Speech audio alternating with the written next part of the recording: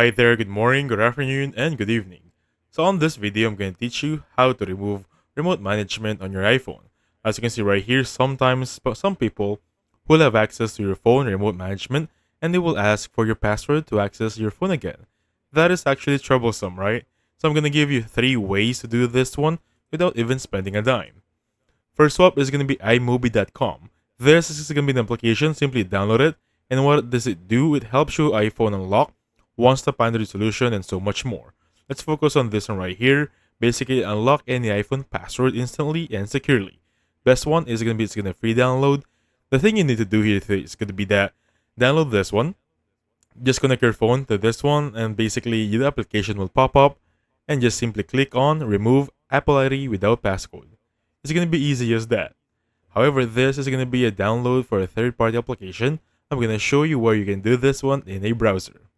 Next up, we're going to go to GitHub. This is going to be the link that you want to check on this one, but this is not for novices or beginners. Anyway, I'm going to guide you the process. The first thing you want to do here, of course, click this link.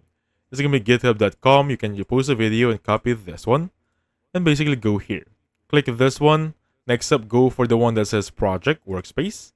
Next up is going to be again share data right there, and you can see this one workspace. Click on it and you'll be good to go for the code, and just run it on any of your Fyron and anyone for your program, and you're going to have your own MDM patcher. It's going to be easy as that. Also, they have resolved a solution before they're having a problem. As you can see right here, this part right here, this is the resolve if you're having that bug. Okay? Next up, we're going to go for this one. This is the one I'm saying. This is the web browser that you can do this inside the web. Just connect your phone, enter your phone here, and basically remove the password using this website. It's going to be easy as that, and those are the 3 ways how to manage your MDN problems. So thank you so much for watching. I'll catch you guys on the next one. Goodbye for now.